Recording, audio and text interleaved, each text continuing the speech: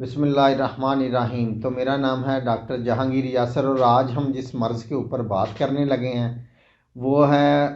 منہ کی سوزش۔ اس کے اوپر ہم بات کریں گے، اس کی وجوہات کے اوپر بات کریں گے اور اس کے علاج کے لیے ہم آپ کو کچھ ہومیوپیتھک میڈیسنز بتائیں گے جس کے استعمال سے جو منہ کی سوزش ہے یا جو جن لوگوں کا اندر سے منہ پک جاتا ہے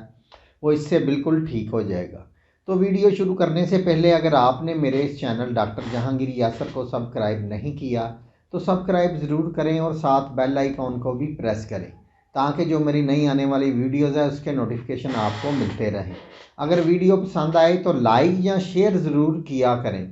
بہت سارے جو لوگ ہیں، کافی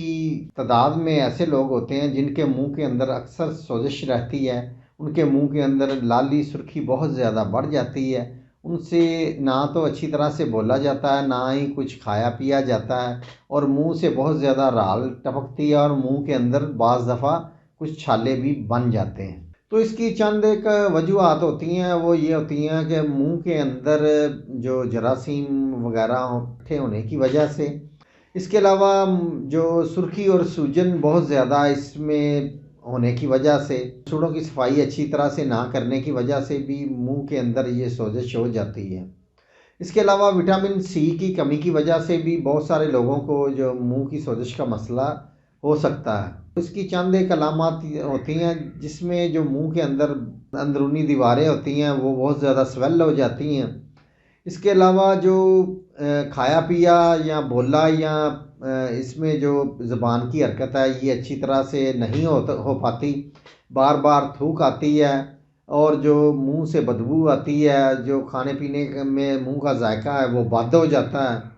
تو بہت زیادہ جو اس میں جو نیچے والا جبڑا ہوتا ہے اس کے گدود ہیں یہ سوج جاتے ہیں اور بعض دفعہ منہ کے اندر سرمئی رنگ کے یا سفید رنگ کے چھالے بھی بن جاتے ہیں۔ تو اس کے علاج میں جو ہومیوپیتھک کی پہلی میڈیسن ہے وہ ہے مرکسول۔ مرکسول میں یہ ہوتا ہے کہ جن لوگوں کے منہ کے اندر سوزش ہوتی ہے یا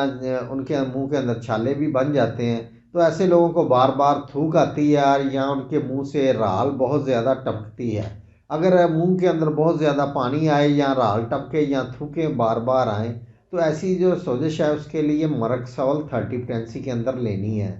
تو اس کے 2 سے 3 قطرے آدھا گھونٹ پانی کے اندر ڈال کے دن میں 3 سے 4 دفعہ آپ نے اس کو استعمال کرنا ہے۔ تو اس میں جو دوسری میڈیسن ہے وہ ہے بوریکس۔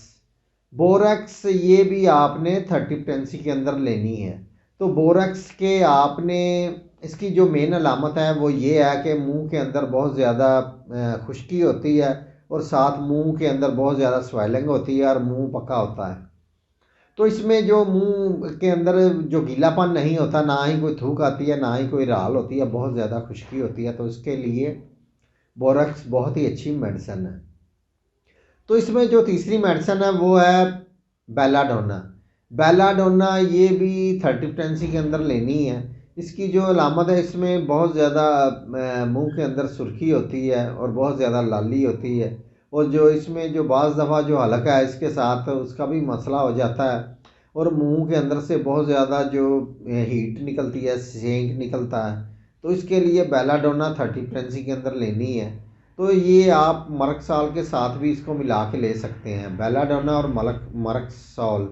یہ آپ ملا کے بھی لے سکتے ہیں، یہ بہت ہی اچھی میڈیسن اس کے ساتھ اس کا بہت ہی اچھا کمبینیشن بنتا ہے۔ اس میں چوتھی میڈیسن ہے وہ ہے نکس وومیکا۔ نکس وومیکا بھی منہ پکنے کے لیے اگر کسی تیزابیت کی وجہ سے یا معدہ میں جلن یا بدہضمی کی وجہ سے اگر آپ کو یہ جو منہ کے پکنے کا مسئلہ ہے اس کے بھی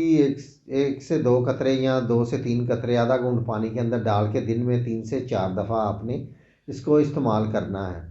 تو یہ چند ایک میڈیسن میں نے آپ کو بتا دی ہیں جس سے منہ کی جو سوزش ہے بالکل ٹھیک ہو جائے گی